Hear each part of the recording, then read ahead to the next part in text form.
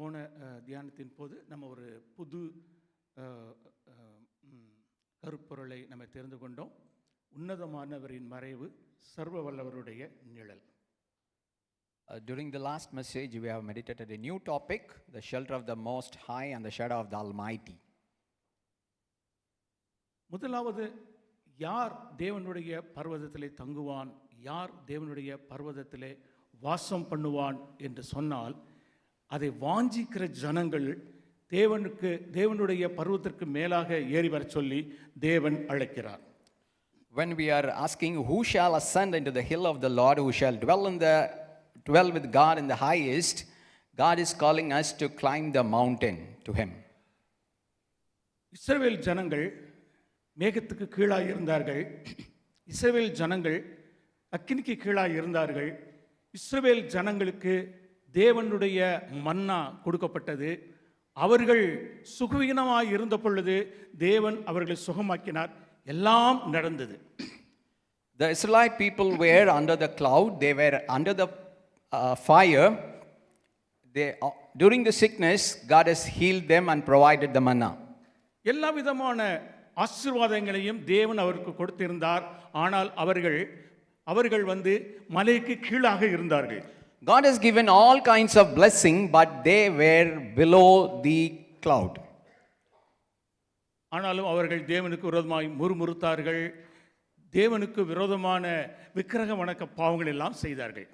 They were murmuring against God and they were worshipping the idols.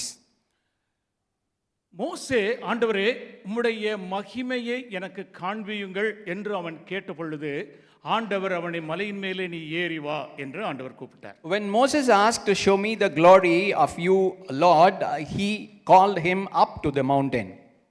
அவன் மலையிலே மேலே ஏறி அவன் போகிறான். He was climbing up the mountain. மலையின் மேலே ஏறுகிற ஜனங்களுக்கு தேவன் கொடுக்கிற ஆசீர்வாதம், தேவனுடைய மேகத்துக்குள்ளாக பிரவேசிக்கிற ஒரு அனுபவத்தை ஆண்டவர் மோசேக்கு கொடுக்கிறார்.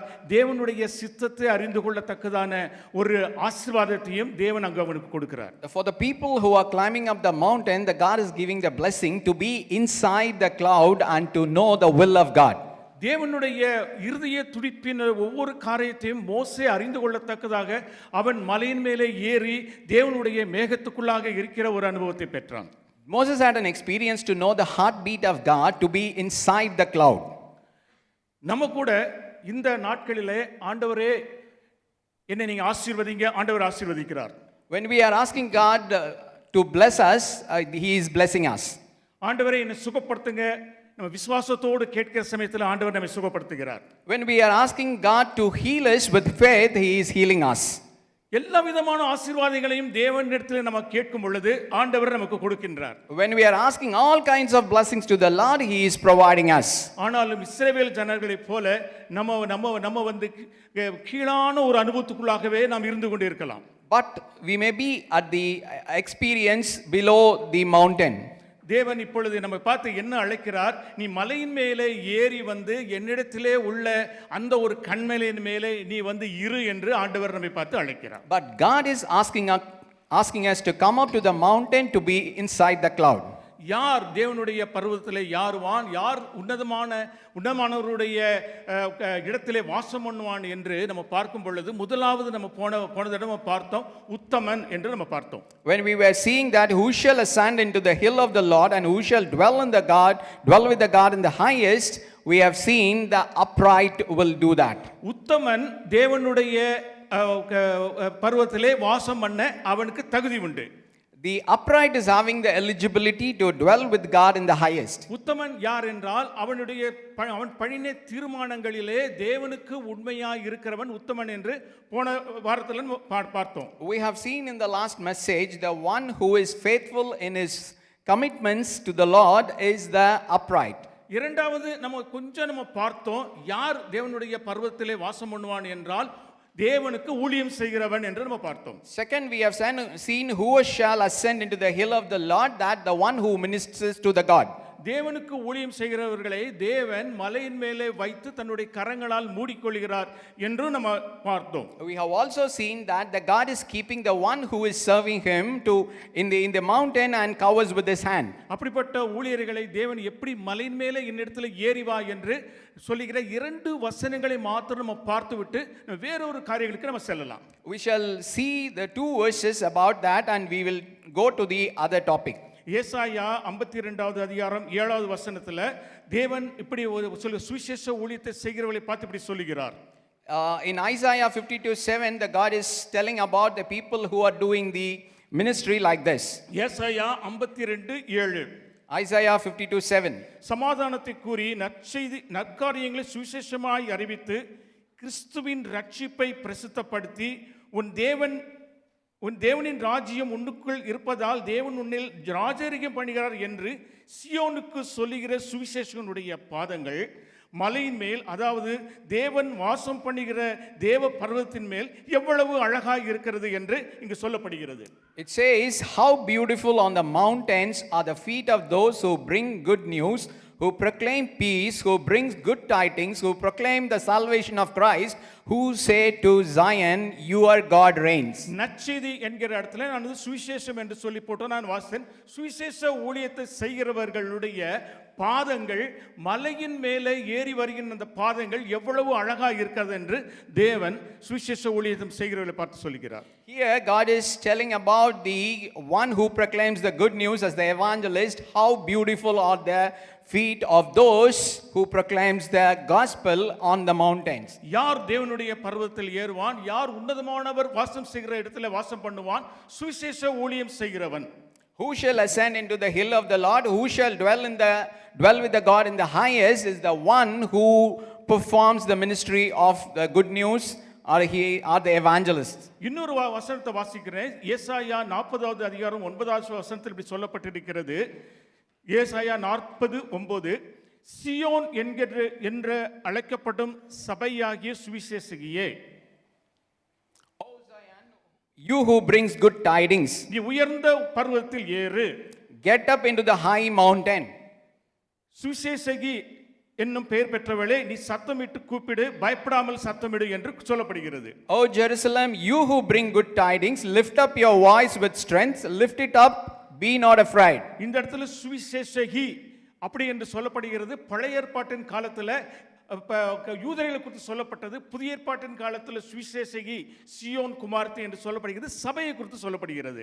Here it is calling about the proclaimers of the good news. It talks about the church in the New Testament. பாருங்க, சியோன் என்று அழைக்கப்படும் சபையாகிய சுவிசேஷகியே, நீ உயர்ந்த பர்வதத்தில் ஏறு என்று ஆண்டவர் சொல்கிறார். God is calling us, O Zion, you who bring good tidings, get up into the high mountains.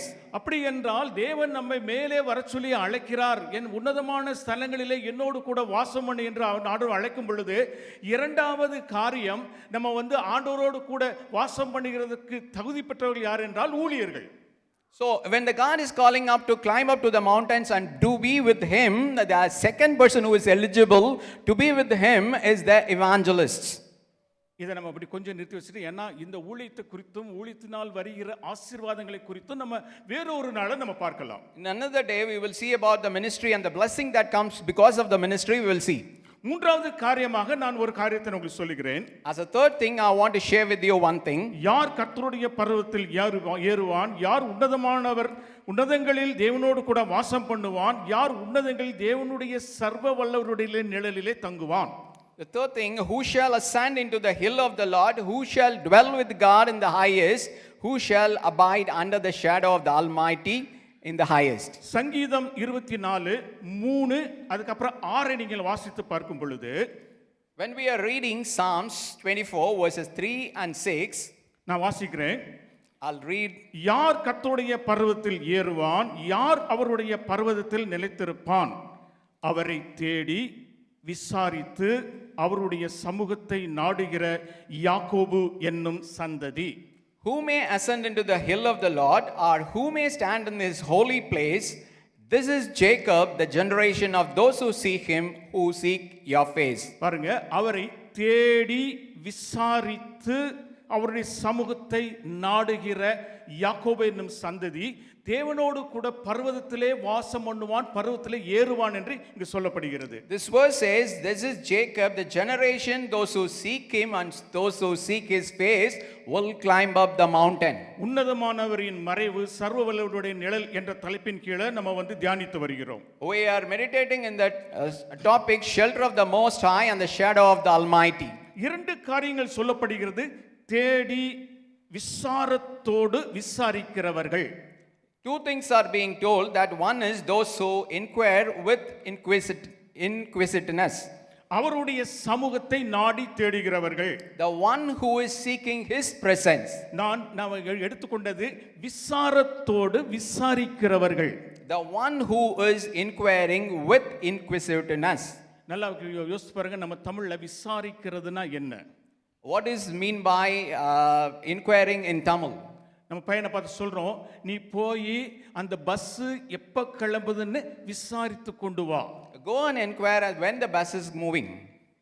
ஹஸ்பண்டை பார்த்து ஒய்ஃப் கேட்பாங்க, ஒய்ஃப் பார்த்து ஹஸ்பண்ட் கேட்பாரு, நீ ஒழுங்கா விசாரிச்சியா? The husband may be asking to the wife whether you have inquired properly. இந்த இடத்துல தேடி விசாரித்தல் சொல்லி வருகிறது. நம்ம அந்த ரெண்டு வார்த்தையும் நம்ம ஒரே நேரத்தில் யூஸ் பண்ண மாட்டோம். தேடுறது வேற, விசாரிக்கிறது வேற. There are two words, seek and inquire. We are not using both the words together. This is two different things. விசாரித்தல் என்றால் கருத்தோடு பேசுகிறவருடைய வார்த்தையை அழகாக கவனிக்கின்ற ஒன்றுதான் விசாரிக்கிறது என்று நம்ம பொருள்படும். Inquiring means carefully listening to the word who is telling. அதனால தான் நம்ம போட்ட இன்க்விசிட்டிவ்னஸ், அதாவது எதையாவது நான் அறிந்து கொள்ள வேண்டும் என்கின்ற ஒரு ஆவலோடு பேசுகிறவருடைய வாயை நான் பார்த்து கொண்டு இருப்பது தான் விசாரித்தல், விசாரத்தோடு கேட்டல் என்று நம்ம பார்க்கிறது. With the eagerness looking unto the mouth of the one who speaks is called inquisitiveness. பாருங்க, சங்கீதம் 43:3ல கூட நம்ம இப்படி வாசிக்கின்றோம். In Psalms 43:3 also we are reading like this. நான் எழுதினபடி நான் வாசிக்கிறேன் உங்களுக்கு. I will read as I have written.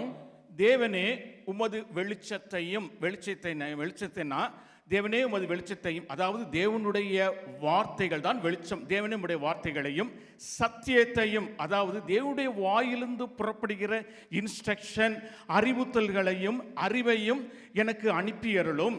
அவைகள் என்னை நடத்தி பரிசுத்த பர்வதத்திற்கும் உமது வாசஸ்தலத்திற்கும் என்னை கொண்டு போவதாக என்று 43:3 வாசிக்கின்றோம். We are reading here, oh send out your light, that is your word and your truth. Let them lead me, let them bring me to your holy hill and to your tabernacle.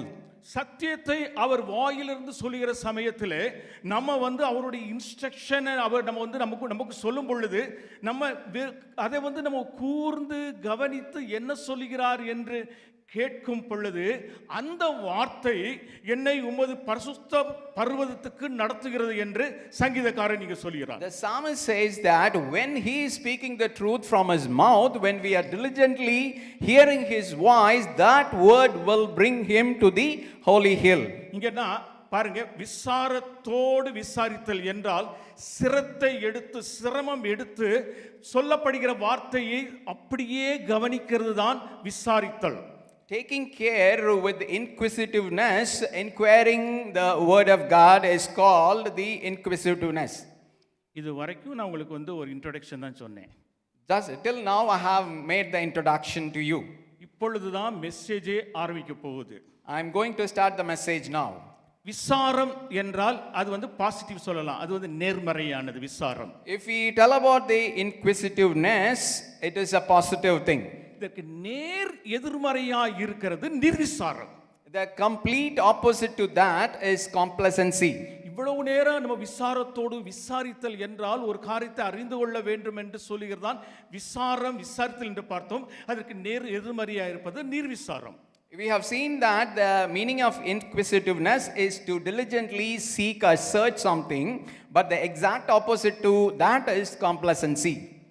நிர்விசாரம் என்றால் கவலையின்மை, கேட்டதை கவனிக்காத ஒரு தன்மை, யாருக்கோ ஆண்டவர் பேசிக்கொண்டிருக்கிறார் என்று சொல்லுகிற மனநிலை, கேட்ட காரியங்களை மனசுக்குள்ளே போட்டு சிந்திக்காது இருக்கிற நிலைதான் நிர்விசாரம் என்று பெயர். Complacency means it is carelessness or recklessness or lack of concern, not taking it to heart by not paying attention to what you hear as if the Lord is talking to someone else.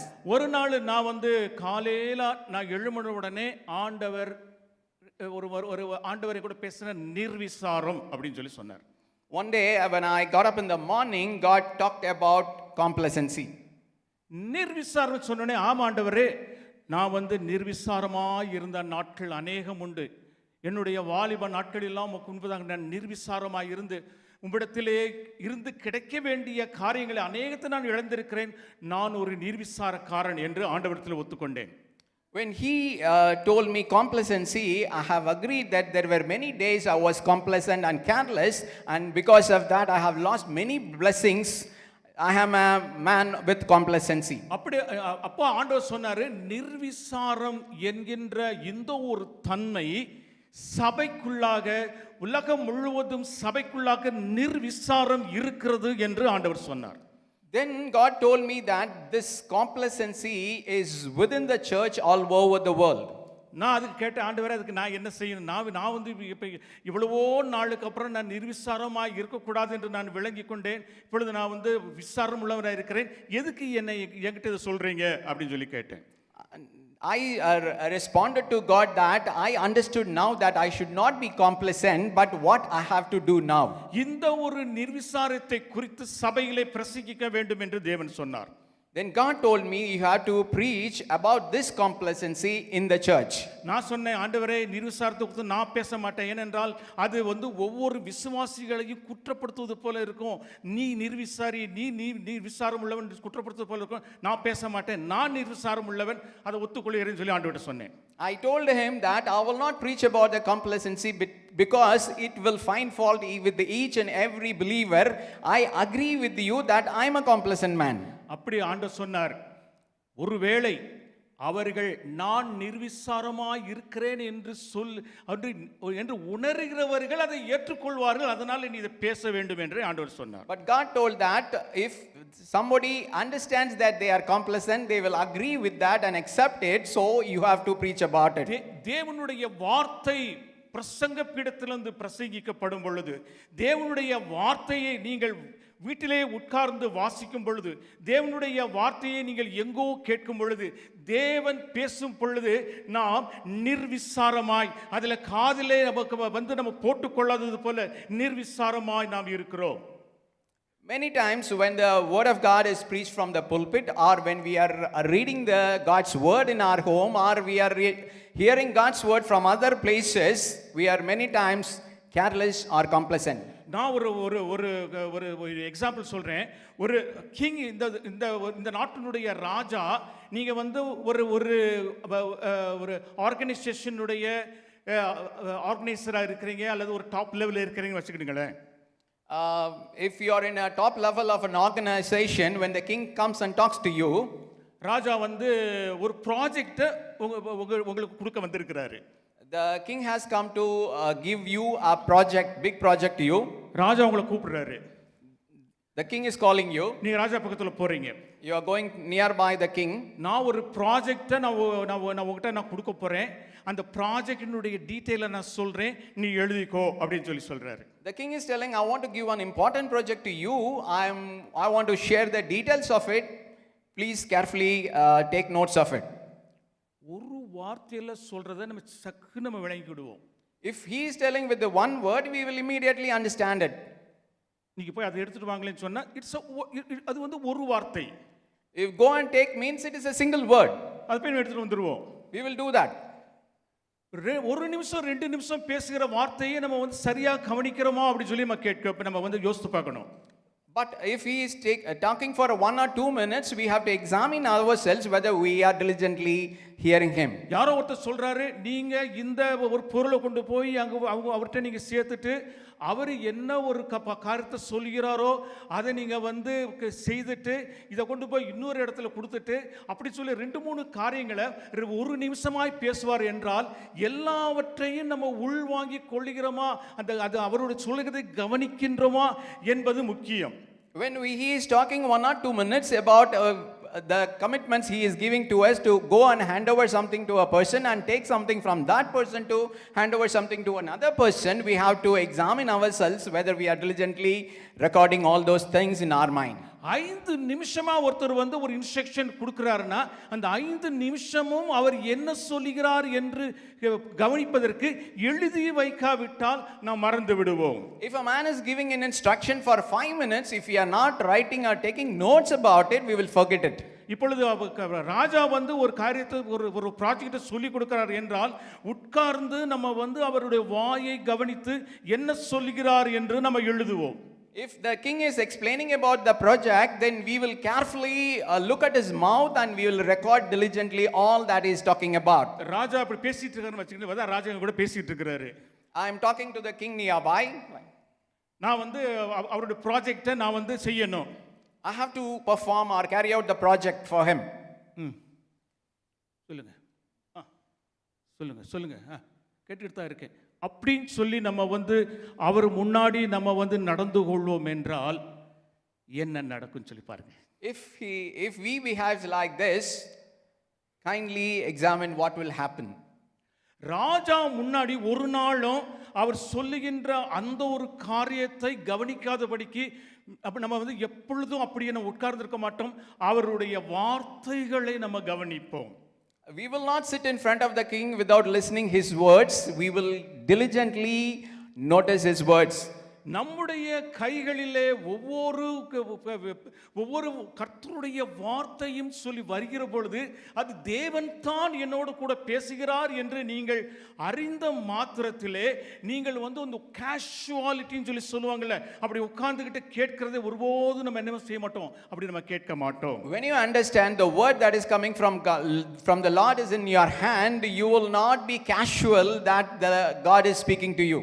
அப்படி நம்ம வந்து அப்படி கேஷுவலா இருந்தோம் என்றால் அதுதான் நிர்விசாரம். If you are casual like that, that is called complacency. அந்த நிர்விசாரத்தை நம்ம வந்து ராஜாவிடம் காண்பிக்கும் பொழுது அந்த ப்ராஜெக்ட் நம்மிடம் கொடுக்காமல் வேறொருத்தரோட போயிடுவார், அவ்வளவுதான். If we show the complacency to the king, he will immediately shift the project to someone else. இந்த நிர்விசாரம் பாவமா? Is this complacency a sin? பாவம் இல்ல. It's not a sin. நம்ம சொன்ன முதலாவது நம்ம பார்த்தோம், என்ன பார்த்தோம் என்றால் நான் வந்து தேவனிடத்திலே நான் வந்து காண்பிக்க வேண்டிய என்னுடைய பொருத்தனைகளை நான் நிறைவேற்றாவிட்டால் அது பாவமா? அது பாவம் அல்ல. ஆண்டவரிடம் இருந்து நன்மையானதை நாம் இழந்து போகிறோம். If we are not fulfilling all my commitments to the Lord, is it a sin? It is not a sin, but we are losing the blessings. நான் ஊழியம் செய்வேன் என்று நான் வந்து ஊழியம் செய்யவில்லை, நான் பாவம் செய்கிறேனா? இல்ல, நான் பாவம் செய்யவில்லை. ஆண்டவரிடமிருந்து வருகிற பலனை நாம் இழந்து போகிறோம். If we are committing to the Lord that I will do ministry and I am not doing the ministry, means am I doing a sin? Not, but I am losing the blessing that I am getting from God. நிர்விசாரமாய் நான் இருக்கிறேன் என்றால் நான் பாவம் செய்கிறேனா? இல்லை. நிர்விசாரமாய் இருக்கும் பொழுது தேவனிடமிருந்து வர வேண்டிய ஒரு பிரஷியஸ் நீங்கள் இழந்து போகிறீர்கள்.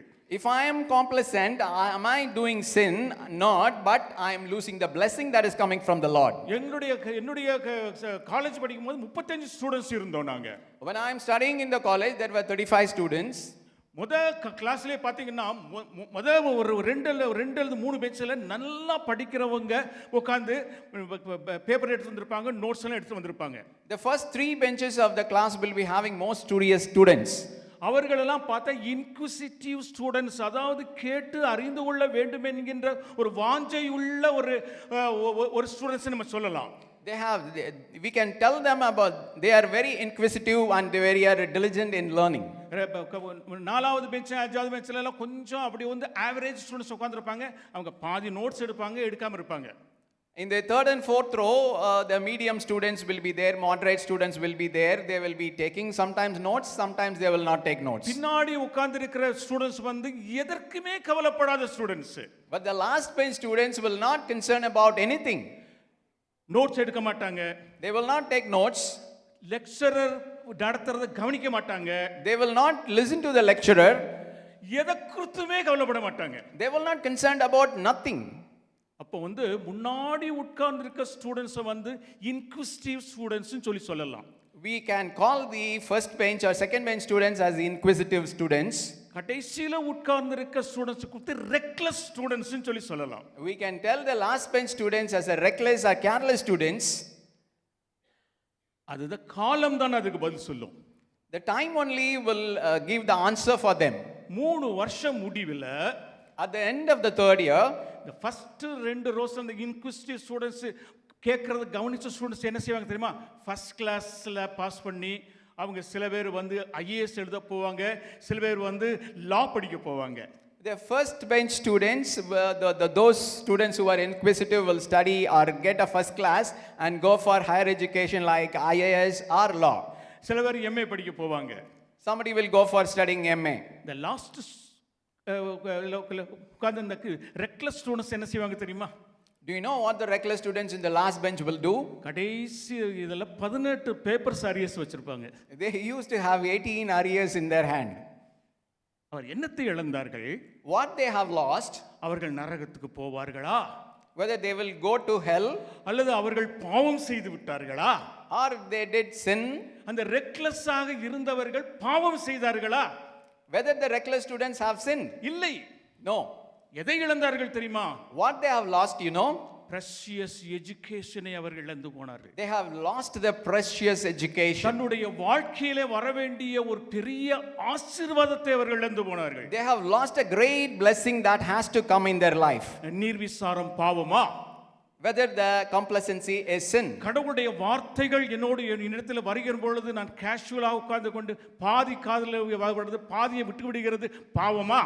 Whether when the God's word is coming to me with the hearing half of them and leaving half of them is a sin. பாவம் அல்ல அது. It is not a sin. ஆண்டவர் நம்மை பார்த்து என்ன அழைக்கிறார் என்று பார்க்கலாமா? Shall we see what God calls us if we are like that? நீதிமொழிகள் 1வது அதிகாரம் 32வது வசனம். Let's turn to Proverbs chapter 1 verse 32. நீதிமொழிகள் 1:32 இப்படி சொல்லுகிறது. Proverbs 1:32 says like this. பேதைகளின் மாறுபாடு அவர்களை கொல்லும், மூடரின் நிர்விசாரம் அவர்களை அழிக்கும். For the turning away of the simple will slay them, and the complacency of fools will destroy them. பேதைகளின் மாறுபாடு அவர்களை கொல்லும், மூடரின் நிர்விசாரம் அவர்களை அழித்து போடும். The turning away of the simple will slay them, and the complacency of the fools will destroy them. தேவன் பேசும் பொழுது நான் தேவனுடைய வார்த்தைகளை நான் சரியாக கவனிக்காமல் நான் அப்படியே கேஷுவலாக உட்கார்ந்து கொண்டு யார் கேள்வி கேட்டாலும் அதுக்கு பதில் சொல்றது கிடையாது. When God is teaching His word, I am not listening to it fully. I am sitting casually and I am not responding to any of the questions. ஏன் கேள்விக்கு பதில் சொல்லலன்னா கவனிச்சிருந்தா தானே கேள்விக்கு பதில் சொல்லுவாங்க. Why I am not able to respond to the questions? Because I have not listened properly. அவளை பார்த்து தேவன் என்ன சொல்கிறார் என்றால் அவளை பார்த்து fools ன்னு சொல்றாரு, மூடன்னு சொல்றாரு. God is calling them as fools. பாருங்க, நான் என்னுடைய பொருத்தனைகளை செலுத்தாவிட்டால் ஆண்டவர் என்ன சொல்கிறாரு, நீ தேவனிடத்திலே ஒரு பொருத்தனையை பண்ணிக்கொண்டால் அதை செலுத்த தாமதிக்காதே, தேவன் மூடரில் பிரியப்படுகிறவன் அல்ல. என்னுடைய பொருத்தனை நான் செலுத்தவில்லை என்றால் நான் அன்றைக்கு நம்ம பார்த்தோம் ஃபூல்னு சொல்றாரு ஆண்டவர். We have seen in the last message that just as God called him fool when he made a vow before God and he would do not do this or delayed in fulfilling it. அதே போல நிர்விசாரம் உள்ள ஒரு மனுஷனை பார்த்து ஆண்டவர் என்ன சொல்கிறார் என்றால் முட்டாளே என்று ஆண்டவர் சொல்கிறார். But to a diligent person what he is telling, he is calling him as an upright. எசேக்கியேல் 16:49 நான் வாசிக்கிறேன் பாருங்க. I am reading Ezekiel 16:49. இதோ கர்வமும் ஆகார திரட்சியும் நிர்விசாரமான சாங்கோபாங்கமுமாகிய இவைகளே உன் சகோதரியனுடைய சோதோமினுடைய அக்கிரமம். Look, this was the iniquity of your sister Sodom. She and her daughter had pride, fullness of food, and the abundance of idleness. நிர்விசாரம் என்று இங்கேயும் வருகிறது. Here also it is coming as complacency. எந்த தலைப்பின் கீழே நம்ம தியானித்து வருகிறோம்? Under what heading we are meditating? உன்னதமானவரின் மறைவு சர்வ வல்லவருடைய நிழல். Shelter of the Most High and the shadow of the Almighty. யார் தேவனுடைய பர்வதத்தில் ஏறுவான், யார் தேவனோடு கூட வாசம் பண்ணுவான் என்று நம்ம பார்த்து வருகின்றோம். We are seeing that who shall ascend into the hill of the Lord and who shall dwell with God in the highest. விசாரத்தோடு தேடி ஆண்டவரை தேடுகிறவர்கள் தேவனுடைய பர்வதத்தில் அவரோடு கூட வாசம் பண்ணுவார்கள் என்று பார்த்து கொண்டிருக்கின்றோம். We are seeing that one who is diligently seeking him will dwell with God in his mountain. அதில் தான் நம்ம பார்க்கிறோம் நீர்விசாரம் என்கிற ஒரு இது. There only we are seeing about the complacency. நம் முதலாவது நம்ம செய்கிறது ஒண்ணுக்கு தெரியுமா? கேட்கிறதில் நீர்விசாரமாய் இருக்கிறோம். First thing is we are complacent in what we are hearing. நான் வாலிபனாக இருந்த பொழுது எங்க அம்மா ஏதோ ஒரு பொருளை வாங்கிட்டு இது போய் வாங்கிட்டு வாடான்னு சொல்லி ஒரு காசை கையில் கொடுப்பாங்க. When I am youth, my mother used to give me money to go through the shop and buy something. நான் கடைக்கு போன பிறகு என்ன வாங்க சொன்னாங்கன்னு மறந்துடும். When I am going to the shop, I will forget what my mother told me to buy. சும்மா ஒரு தோரம் பருப்பு வாங்கிட்டு வர சொல்றாங்களே. If my mother asked me to buy a tur dal, அங்க போன பிறகு என்ன பருப்பு பார்த்து அங்க உள்ள ஒரு கடலை பருப்பு பார்த்து இதை கொடுங்கன்னு சொல்லி நான் வாங்கிட்டு வந்துருவேன். I will go to the shop forgetting that I will buy a chana dal. எங்க அம்மாட்ட சொல்லும் பொழுது ஏன்டா கடலை பருப்பு வாங்கிட்டு வந்திருக்க, தோரம் பருப்புல வாங்க சொன்னேன்னு சொல்லுவாங்க. My mom used to ask, why you have brought the chana dal? I asked you to buy the tur dal. நான் சரியாக நீங்க சொன்னதை கவனிக்கவில்லை என்று சொல்லும் பொழுது எங்க அம்மா என்ன பார்த்து சொல்லுவாங்க, ரெக்லெஸ் பாய் அப்படின்னு சொல்லி சொல்லுவாங்க. When I responding to them, I have not listened to you properly, she used to call me as a reckless boy. நான் படிப்புல நான் ரெக்லெஸ்ஸா இருக்க மாட்டேன். இந்த மாதிரி காரியங்களை ரெக்லெஸ்ஸா இருக்கனால எங்க அம்மாட்ட அடிக்கடி ரெக்லெஸ் பாய்னு சொல்லிட்டு நான் பேர் வாங்கியிருக்கேன். I was not used to be a reckless boy in my studies, but in such things I used to have this kind of comments from my mother. அதாவது கேட்கிறதிலே நிர்விசாரம்.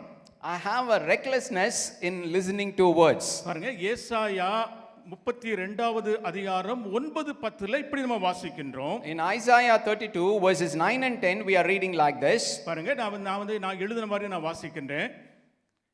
I'll read like what I have written. சுகஜீவிகளாகிய ஸ்திரீகளே எழுந்திருந்து என் வார்த்தையை கேளுங்கள், நிர்விசாரமான குமாரத்திகளே.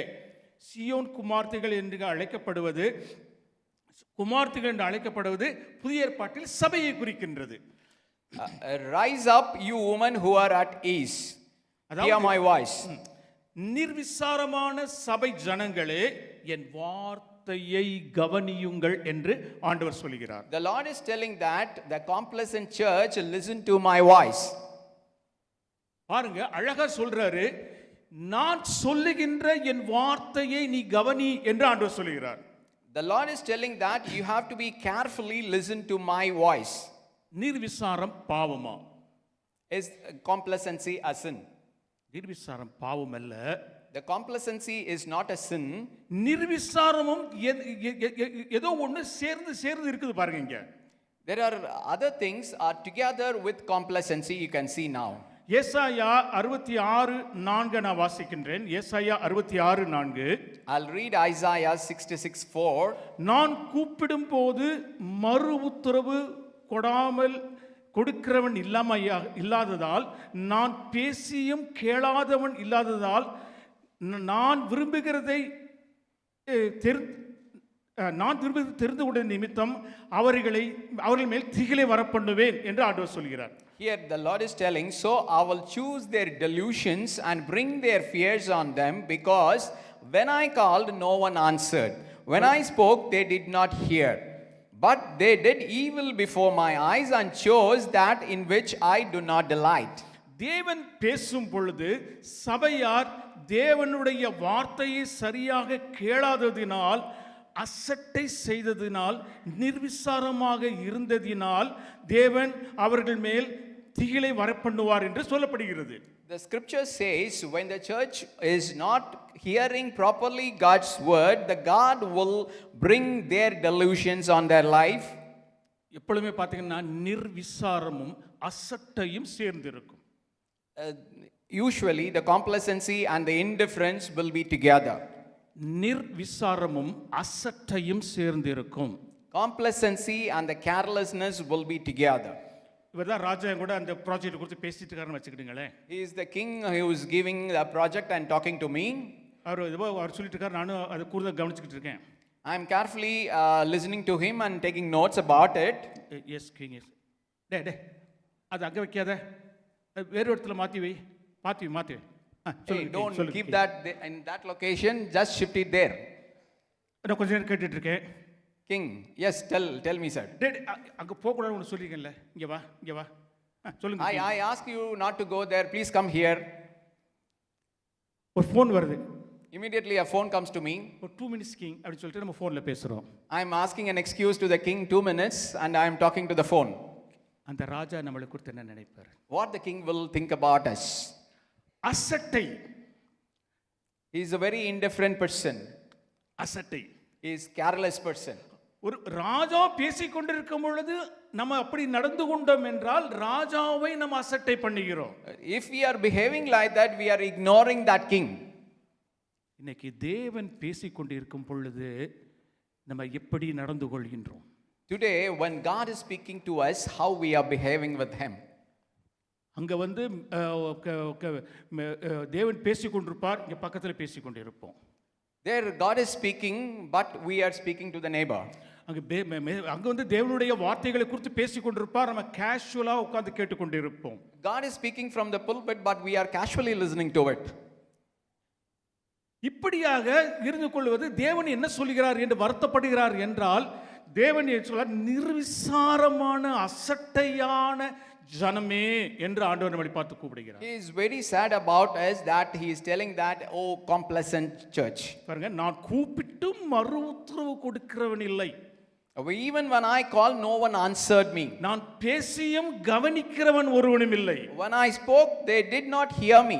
நீதிமொழிகள் 1:24 நம்ம இப்படி வாசிக்கிறோம். Proverbs 1:24 we are reading like this. நான் கூப்பிட்டும் நீங்கள் கேட்க மாட்டோம் என்கிறீர்கள், நான் என் கையை நீட்டியும் கவனிக்கிறவன் ஒருவனும் இல்லை. It says, because I have called and you refused, I have stretched out my hand and no one regarded.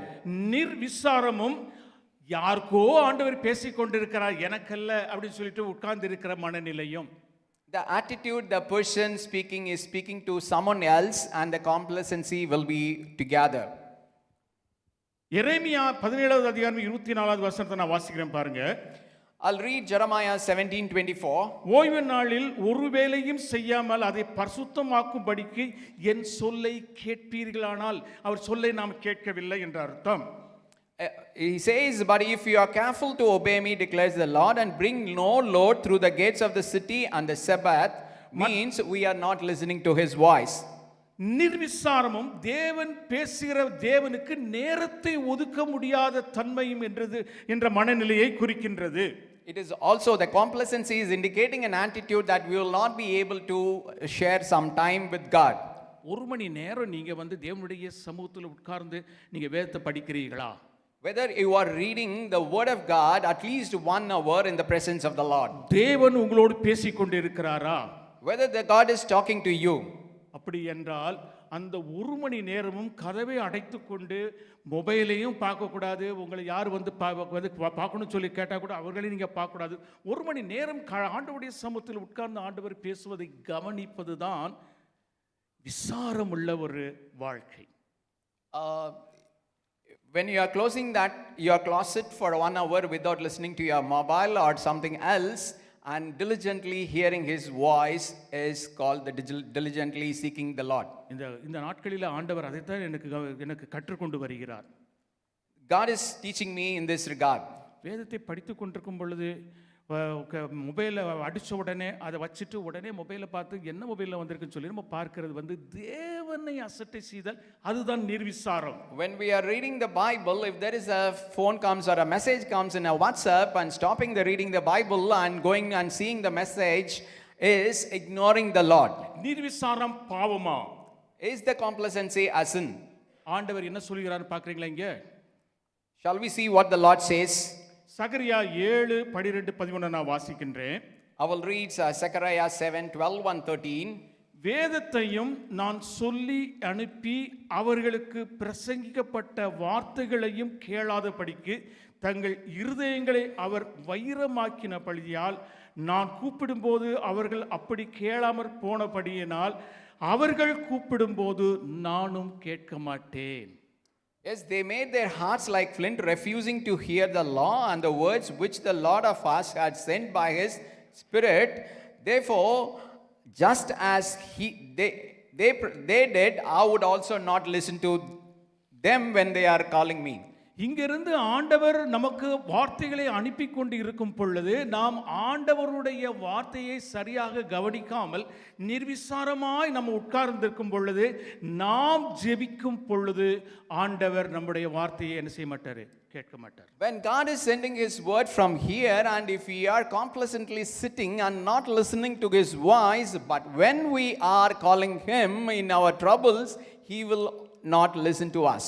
Brother, நான் இந்த ஒரு காரியத்தை ஆண்டவர் எனக்கு செய்யணும் சொல்லி எவ்வளவோ உபவாசம் பண்ணலாம், ஜெபம் பண்ணிட்டேன் பிரதர், இன்னும் எனக்கு ஆண்டவர் அதற்கு பதிலே கொடுக்கவில்லை என்று நீங்கள் சொல்லலாம்.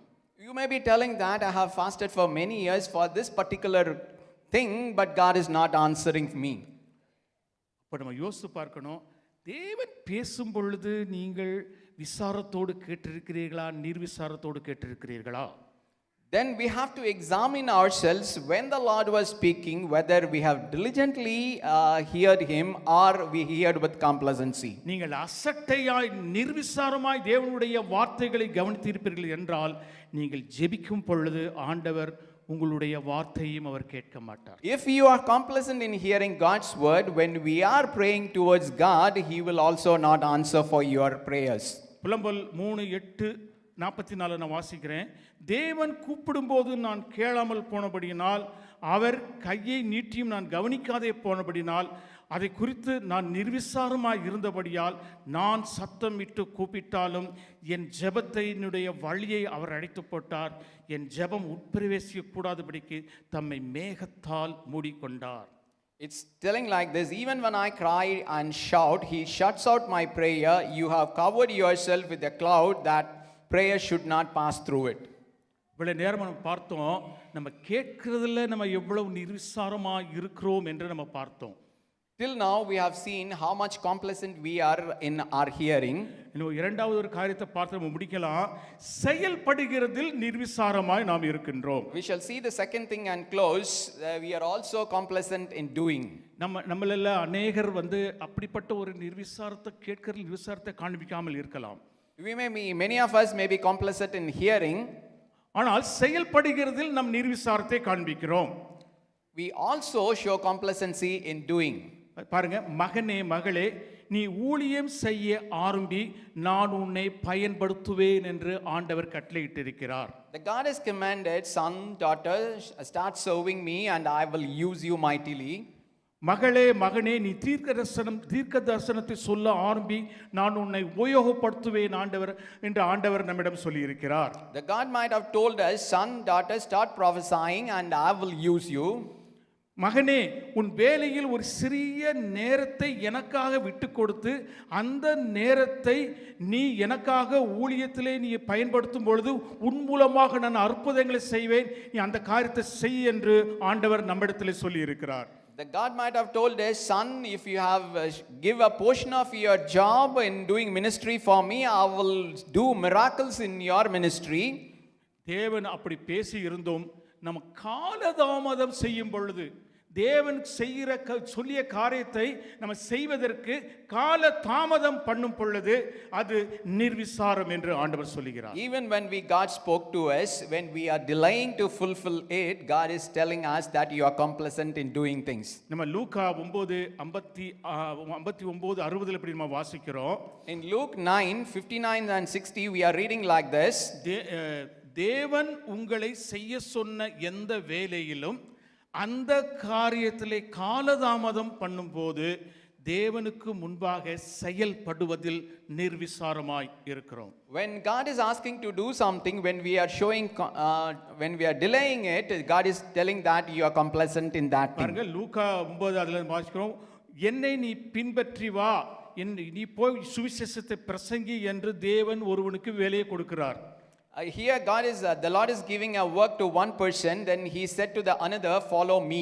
அதுக்கு அவன் என்ன சொல்றான், என் தகப்பன் மரித்து போகும் வரைக்கும் நான் அவரோடு கூட இருந்து அவரை சப்போர்ட் பண்ணிட்டு எங்க தகப்பன் மரித்து போன பிறகு நான் உம்முடைய ஊழியத்துக்கு வருகிறேன் என்று அவன் சொல்லுகிறான். But he is responding that, Lord, let me first go and be with my father till he die, and I'll bury my father and come back. அன்னைக்கு நம்ம பார்த்தோம், அவங்க அவருடைய தகப்பன் இறந்து போவதற்கு 1 வருஷம் ஆகுமோ, 5 வருஷம் ஆகுமோ, 10 வருஷம் ஆகுமோ, அவர் இறந்து போகும் வரைக்கும் நான் உம்முடைய வேலையை செய்யாமல் அவர் இறந்து போன பிறகு வருகிறேன் என்று காலதாமதம் அவன் பண்ணுகிறான். On that day we have seen that it may take 1 or 2 years for her father to die, but he is telling that I want to be with him to support him and I will come back after he dies. அவனை பார்த்து ஆண்டவர் சொல்லுகிறார், ஆவிக்குரிய விதத்திலே மரித்தவர்கள் அவன் அடக்கம் பண்ணட்டும், ஆவிக்குரிய விதத்திலே நீ அலைவா இருக்கிற, நீ ஜீவித்துக் கொண்டிருக்கிறவ, நீ போய் சுவிசேஷத்தை பிரசங்கி என்று ஆண்டவர் சொல்கிறார். But Jesus is responding to him, let the spiritually dead bury their own dead, but you go and preach the kingdom of God. அதே மாதிரி லூக்கா 9:61-62 நம்ம பார்க்கிறோம்.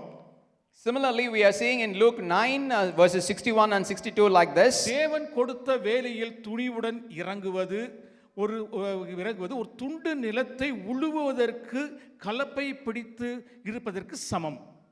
Embarking boldly on a God-given task is like taking up a plow to till a piece of land. அந்த நிலத்தை உழுது கொண்டு இருக்கிறவன் அந்த நிலத்தை உழுது முடிக்காமல் பாதியிலேயே விட்டு வருவது கலப்பையின் மேல் கையை வைத்து விட்டு பின் திரும்புவதற்கு சமம் என்று ஆண்டவர் சொல்கிறார். Turning back before finishing the plowing, the land is like turning back from the job that God has given. ஏன் ஆண்டவர் இந்த ஒரு உபமானத்தை ஏன் கொடுக்கிறார் தெரியுமா?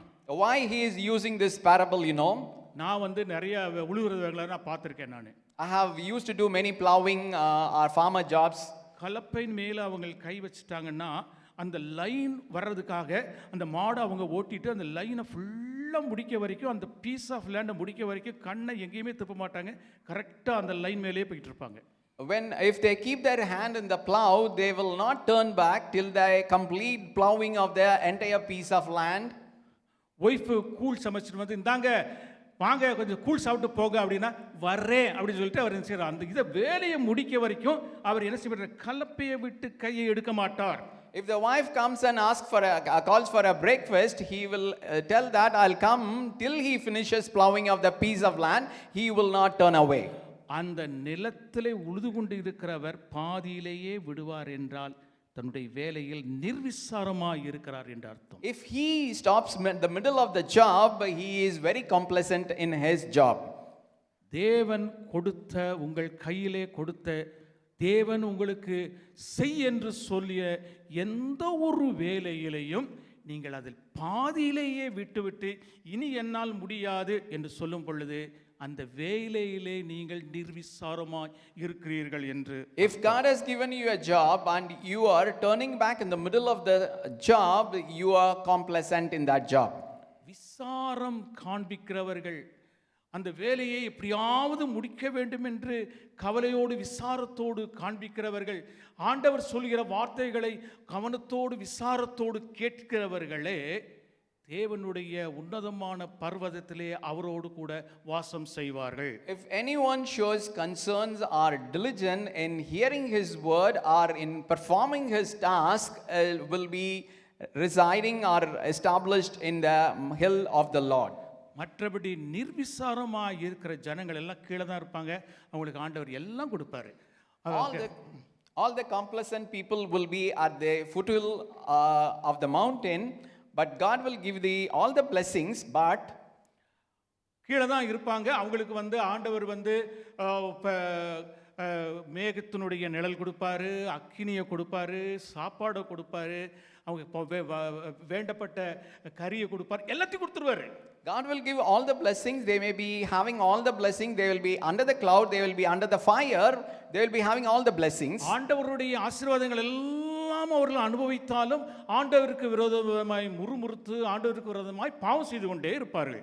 Even though they are experiencing all the blessing that God is giving, they will be murmuring about God and they will be sinning against God. அதுதான் நிர்விசாரம் உள்ள ஜனங்கள். That is what the complacent people.